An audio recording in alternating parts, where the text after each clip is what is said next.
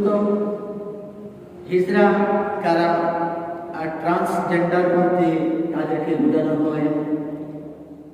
এই জিনিসগুলো কি এক না ভিন্ন জিনিস, এই বিষয়গুলো আমাদের শিক্ষার্থীদেরকে বোঝানো দরকার। এই বোঝানোর ক্ষেত্রে এসে আমরা আগে আল কোরআনের একটা থিওরি দিতে চাই।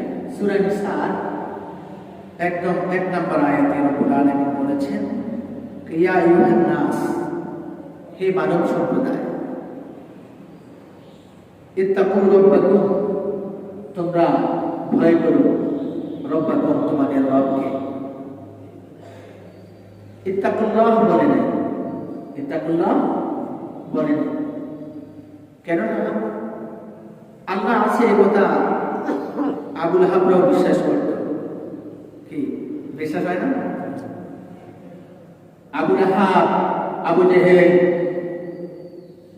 যারা রাসূল কারীম সাল্লাল্লাহু আলাইহি সাল্লামকে সকাল সন্ধ্যা রাত দুপুর শুধু রাসূলের জবানকে স্তব্ধ করে দেবে, রাসূলকে হত্যা করবে, যারা এই মন্ত্রে বিশ্বাসী ছিল এবং এই কাজে তৎপর ছিল, সে সকল আবুল আহাব এবং আবুল আহাবের দোসররা পর্যন্ত বিশ্বাস করে যে আল্লাহ আছে, আল্লাহ আছে।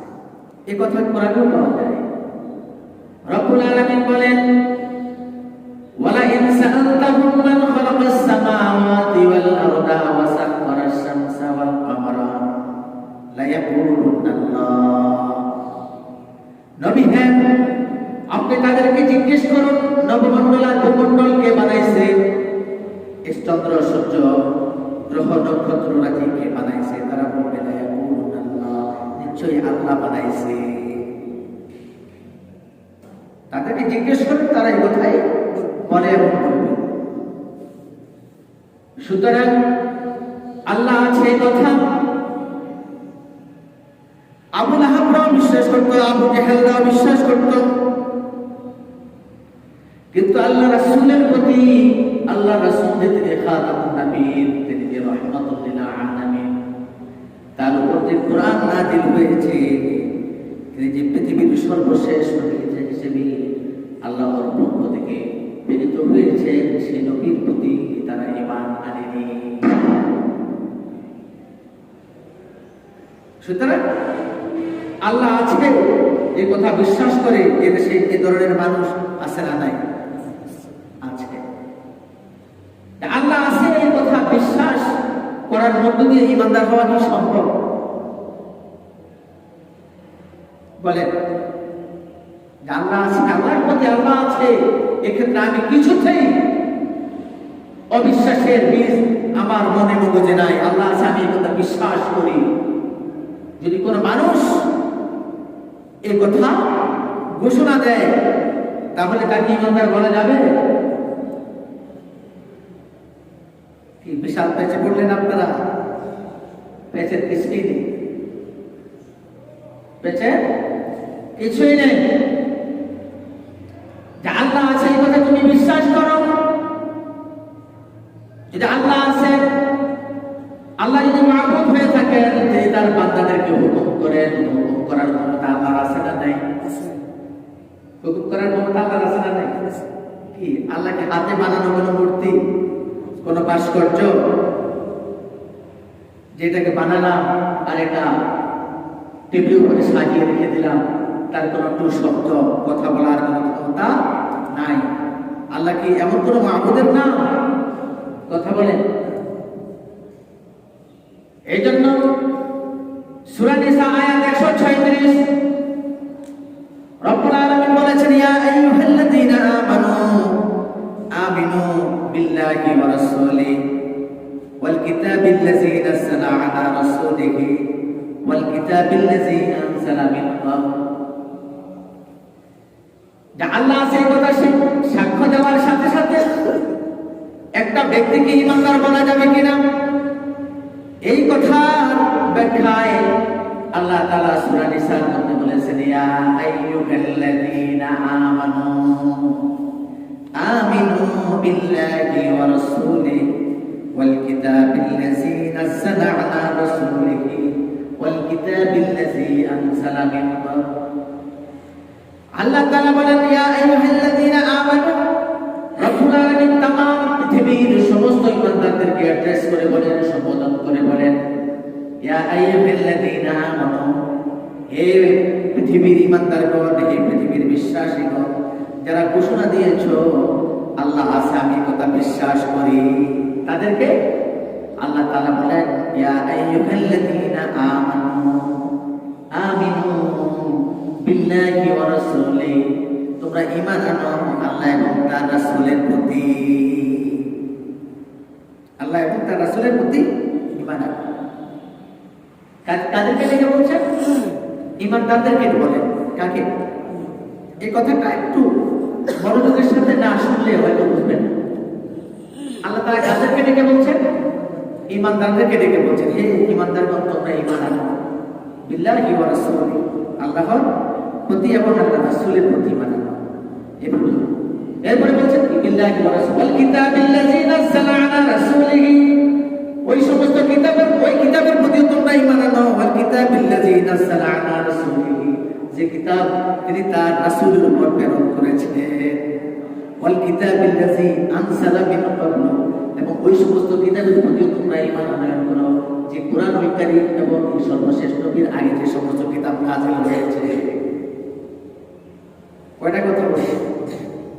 হে ঈমানদারগণ, সম্বোধন তাদেরকে বললেন? ঈমানদারদেরকে বললেন। করে বলেন কি তোমরা ঈমান আনো। হুকুম দিলেন কি? ঈমান আনো। কার প্রতি? আল্লাহর প্রতি, আল্লাহর রাসূলের প্রতি, এবং রাসূলের প্রতি যে কিতাব নাযিল করেছে এই কিতাবের প্রতি, আল্লাহর প্রতি, রাসূলের প্রতি, রাসূলের কিতাবের প্রতি। শুধু তাই হয় না, ওয়াল কিতাবিল্লাযী আনজালা মিন ক্বাবল, এবং এই কিতাবের আগে যে সমস্ত কিতাব নাযিল হয়েছে ওই সমস্ত কিতাবের প্রতি তোমরা ঈমান আনো। তাহলে কয়টা কাজ? কয়টা দিয়েছে? চারটা কাজ। আল্লাহর প্রতি ঈমান আনো, রাসূলের প্রতি ঈমান আনো, রাসূলের প্রতি যে কিতাব নাযিল করা হয়েছে এই কিতাবের প্রতি ঈমান আনো, এবং এই কিতাবের আগে যে সমস্ত কিতাব নাযিল করা হয়েছে ওগুলোর প্রতিও ঈমান আনো। কাজ দিয়েছে চারটা। কয়টা? চারটা। এই চারটা কাজের ভিত্তিতে মুফাসসিরিনে কেরাম বলেন, যদি পৃথিবীতে জন্ম নিয়েছে মা বাবার ঘরে এমন কোন মানুষ ঘোষণা দেয় যে আমি আল্লাহকে বিশ্বাস করি, আল্লাহর প্রতি ঈমান এনেছি, তাকে চারটা বিষয় মেনে নিতে হবে। কয়টা? চারটা বিষয় মেনে নিতে হবে। এক নাম্বার মেনে নিতে হবে যে আল্লাহ আছে, আল্লাহর অস্তিত্ব আছে, আল্লাহ অস্তিত্ব আছে। আমরা অনেকে বলি যে আল্লাহ নিরাকার, আল্লাহর কোনো আকৃতি নেই, বলি কিনা? এই কথাটা ঠিক নয়।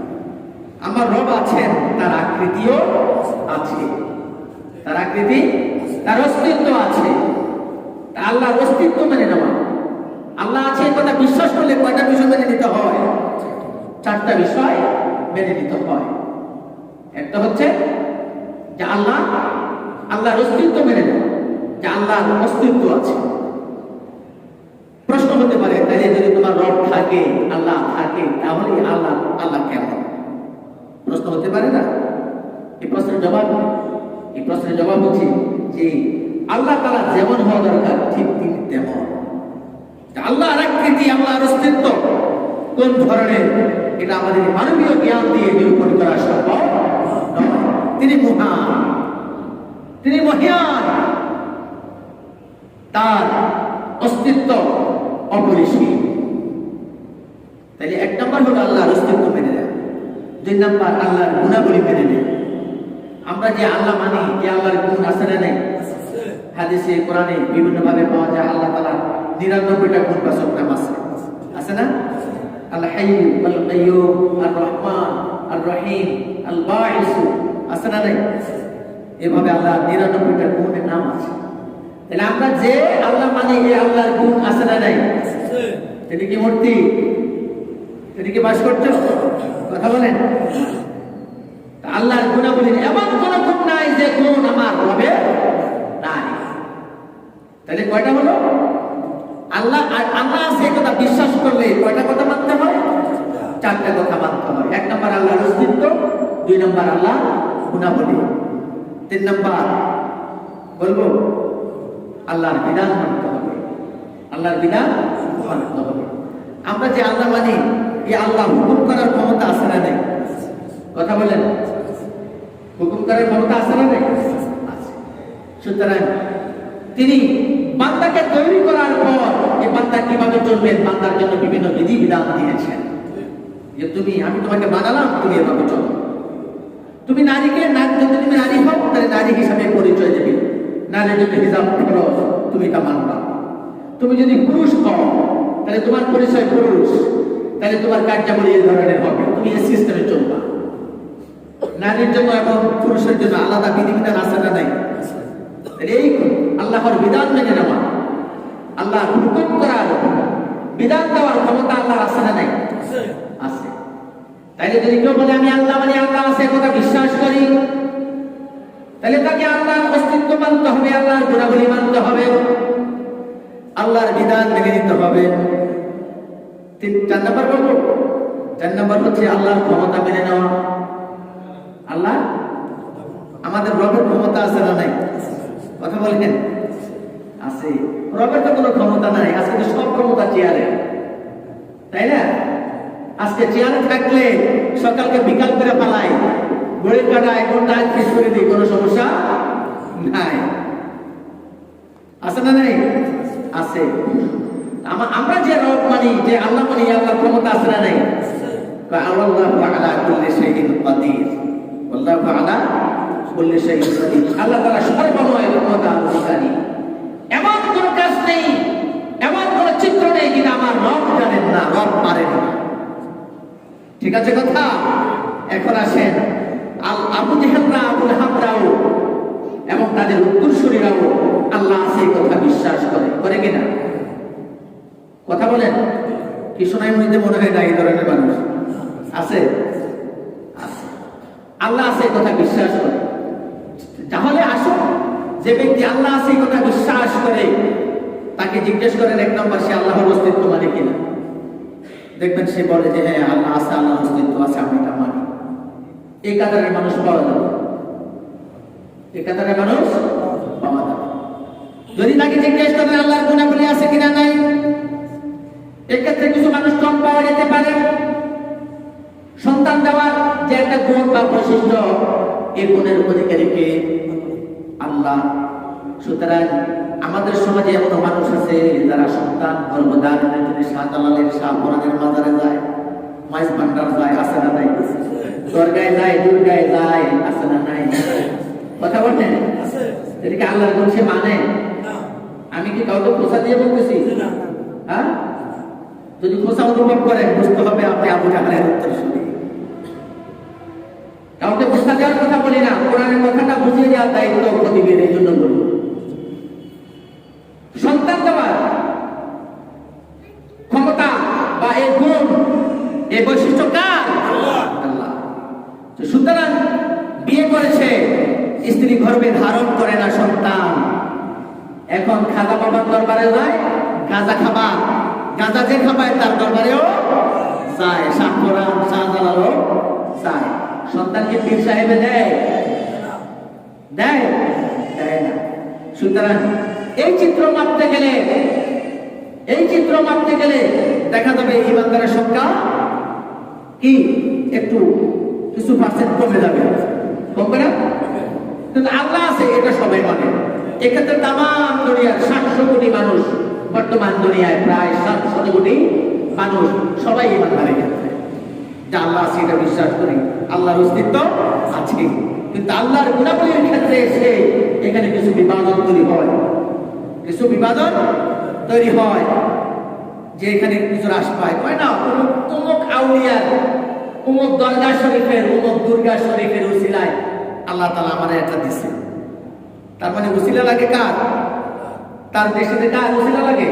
দরগা শরীফের অথবা দুর্গা শরীফের। আছে না নাই? কি কথা বলেন? হ্যাঁ, যদি কোনো মানবের আল্লাহকে বিশ্বাস করার সাথে যদি কোনো মানবের মধ্যে এই ধরনের সেন্টিমেন্ট থাকে যে উসিলা তো লাগে, উসিলা লাগে, আর উসিলা হলো অমুক খাজা বাবা, অমুক দরগা শরীফ, অমুক দুর্গা শরীফ, তাহলে নির্বেজাল বিবাহ, কোনো সন্দেহ নাই। এরপরে আসেন আল্লাহর বিধান, আল্লাহর গুণাবলী তো বিধান।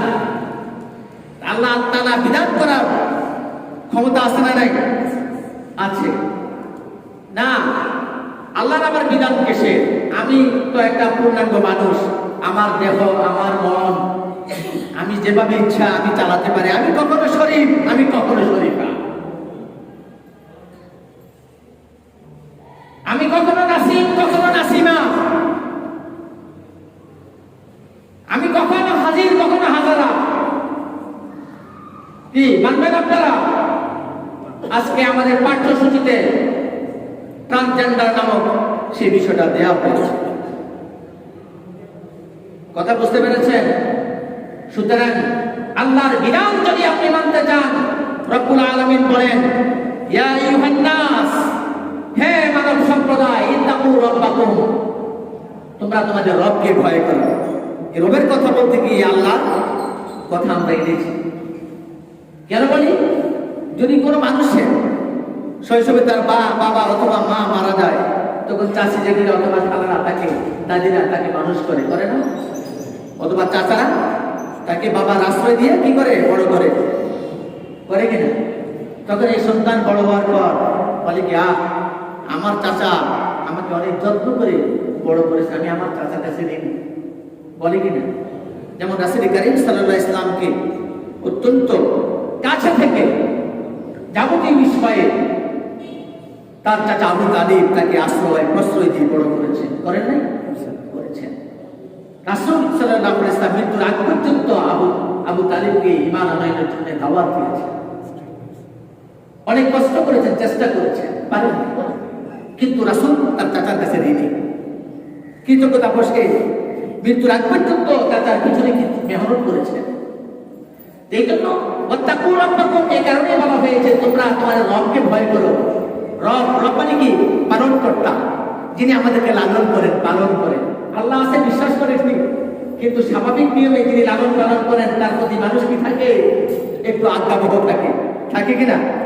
এই জন্য বলে কি, ওয়াত্তাকু রাব্বাকুম, হে মানুষ তুমি তোমার রবকে ভয় করো।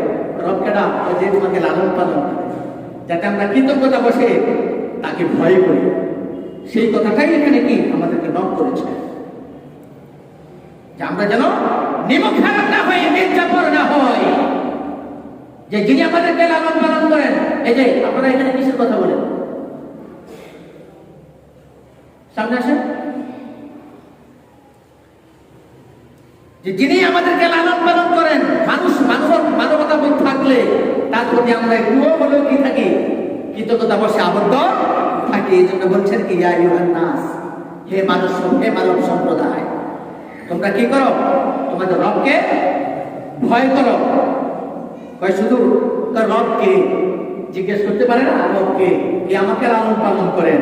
এরপরে আল্লাহ তাআলা জবাব দেন, আল্লাযী খালাকাকুম, যিনি তোমাদেরকে সৃষ্টি করেছেন, যিনি তোমাদেরকে দুনিয়াতে পাঠালেন, তিনি তোমাদের রব। এরপরে আল্লাহ তাআলা বলেন, মিন নাফসিন ওয়াহিদা, একটা নফস থেকে, একটা আত্মা থেকে যিনি তোমাদেরকে সৃষ্টি করেছেন। ওয়া খালাকা মিনহা যাওজাহা ওয়া বাসসা মিনহুমা রিজালান ওয়া নিসাআ। আদম আর হাওয়া আলাইহিস সালাতু ওয়াস সালামকে পৃথিবীতে সৃষ্টি করে মিন নাফসিন ওয়াহিদা, সেখান থেকে তোমাদেরকে অকাতরে নারী এবং পুরুষে বিভক্ত করে তোমাদেরকে সৃষ্টি করেছেন। এটা কার কথা? আল্লাহর কথা। তাহলে আদম আর হাওয়াকে দুনিয়াতে পাঠানোর পর তারা ঘর সংসার করে স্বামী স্ত্রী হিসাবে দুনিয়াতে মানব জাতি আবার করেছে, এবং নারী এবং পুরুষের মধ্যে একটা কি বিভাজন করে তৈরি করেছেন। একটা নাম নারী আর একটা নাম পুরুষ। এখন আসেন, যে একটা নারী আর একটা পুরুষ যদি হয়, তাহলে আমরা সমাজে যে চলতে গিয়ে যে দেখতে পাই হিজড়া, তারা কেন? এখন আসুন, মানব দেহের বৈশিষ্ট্যের মধ্যে একটা বৈশিষ্ট্য হলো, একটা মানব দেহের মধ্যে আল্লাহ তাআলা শুক্রাণু উৎপাদন করে থাকেন। যার দেহে শুক্রাণুর উৎপাদন হয়, তাকে পুরুষ হিসেবে বিবেচনা করা হয় মেডিকেল সায়েন্সের থিওরি অনুযায়ী। আর যার দেহের মধ্যে ডিম্বাণুর উৎপাদন হয় তাকে মেডিকেল সায়েন্সের থিওরি অনুযায়ী তাকে নারী হিসাবে সাব্যস্ত করা হয়। এর মধ্যে দিয়ে পুরলিঙ্গ বা স্ত্রীলিঙ্গ, মেল বা ফিমেল হিসাবে কি স্বীকৃতি দেওয়া হয়। এর বাইরে যেমন আমরা দেখি একটা মানুষের হাত নেই, পাও নেই, চোখ একটা আছে আরেকটা নেই, অথবা দুইটা চোখের জায়গায় একদম ডালাই করা, মানে চক্ষু নাই। অন্ধ মানুষ এরকম আছে না নাই? দেখেছেন? কান একটা বাঁকা, গাল বাঁকা, ঠোঁট বাঁকা, ঠোঁট কাটা, হাত একটা বাঁকা, হাত একটা নেই। জন্মগত ভাবে এই ধরনের মানুষ আছে না নাই? তাহলে জন্মগত ভাবে যদি একটা মানুষের হাত না থাকতে পারে, তার লিঙ্গ না থাকতে পারে, এরকম আল্লাহ তাআলা সৃষ্টি করেন। সৃষ্টিগত ভাবে রব্বুল আলামিন তাকে বানানোর সময় এভাবেই বানিয়েছেন। অঙ্গহানি, তার হাত নাই জন্মগত ভাবে, আছে না নাই? কান নাই জন্মগত ভাবে, নাই, আছে না নাই? সুতরাং তার লিঙ্গ নারী বা পুরুষ হিসাবে চিহ্নিত করানো সম্ভব নয়। এ ধরনের মানুষ আল্লাহ তাআলা সৃষ্টিগত ভাবে কি করেছেন? সৃষ্টি করেছেন। এটাকে বলা হয় ইন্টারসেক্স বা হিজরা, নট ট্রান্সজেন্ডার। কথা বুঝতে পেরেছেন? এটা হলো ইন্টারসেক্স, এটাকে বলা হয় হিজরা। আরবিতে এটাকে খুনসাও বলে। হিজরা কারা? এটা আপনারা ভালো করেছিলেন। তো ট্রান্সজেন্ডার আর হিজরা। আর বর্তমান পৃথিবীতে ট্রান্সজেন্ডারের আবিষ্কারক তারা। এদের লক্ষ্যমাত্রা কি? এদের ডিউটি কি, কাজ কি, এবং এদের মূলত লক্ষ্য কি? তারা কোন গন্তব্যে মানব জাতিকে দিতে চায়, মানব সভ্যতাকে কোন অবস্থায় নিয়ে যেতে চায়, এই বিষয়ে বিস্তারিত আলোচনা আগামী সময়। আপনারা একটু আজানের সাথে সাথে আসবেন। আসসালামু আলাইকুম ওয়া রাহমাতুল্লাহি ওয়া বারাকাতুহু।